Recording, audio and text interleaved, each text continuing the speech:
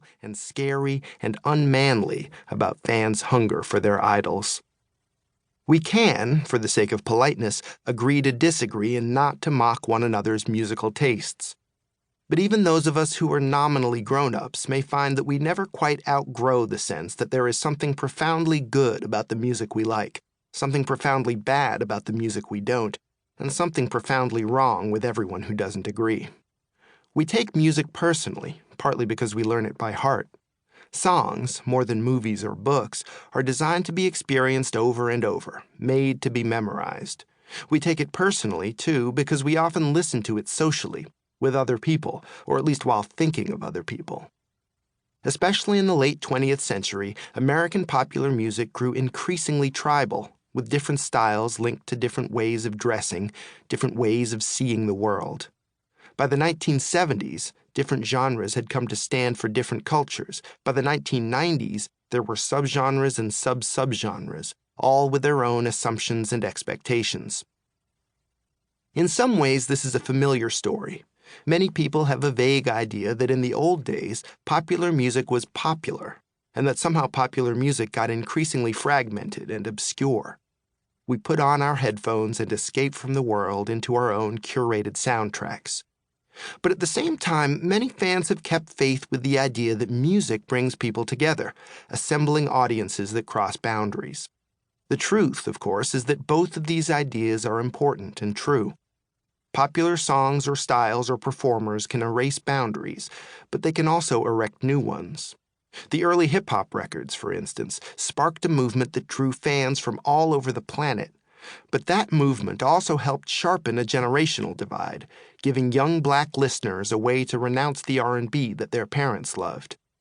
And in the 1990s, country music became more suburban and more accessible, but it nevertheless remained a world apart from the pop mainstream.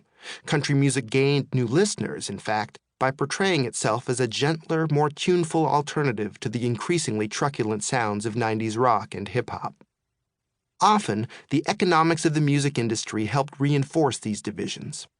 Radio stations encouraged listeners to think of themselves as partisans, loyal to their favorite stations. Record stores arranged their wares by genre, hoping both to enable efficient shopping and to inspire serendipitous discoveries. And record companies scrambled to identify audiences and trends, searching for ways to make the listening public a little less unpredictable. It is easy enough to acknowledge the evident diversity of popular music. But diversity is a rather uninspiring term, conjuring up a polite and static world where people have the serenity to accept one another's differences. More often, popular music has been not merely diverse, but divisive, riven by crossover successes and cruel excommunications, rival fan bases and sneering feuds, full of musicians and listeners who keep finding new ways to set themselves apart. This is the divisive spirit I first heard in punk, and through punk I learned to hear it everywhere, even in my father's kora music, which he loved partly because it represented the world from which he had set himself apart. Unlike virtually all of his many siblings and half-siblings, my father left his country and his family in order to build a very different life in America, where he became a celebrated scholar of global Christianity and Islam. He didn't pretend to share my infatuation with popular music, but he couldn't have been too surprised by my interest in the stubborn and restless people who made it and loved it, and by the fractious musical communities they created. The Bose headphones that my dad wore in that hospital bed were brand new. A week earlier, I had given them to him for Christmas. A week later, we brought them home from the hospital, and they were mine again. I'm wearing them now as I write, listening to mixes of wordless house and techno tracks on the music-sharing platform SoundCloud. This is background music for me, and maybe comfort music. It's what I often turn to when it's time to read or write. But even a serene, gently propulsive DJ set is, in some sense, an argument. It rewrites the unsettled history of the disco movement. It elevates a handful of tracks over innumerable others. It endorses a particular view about how they ought to be combined.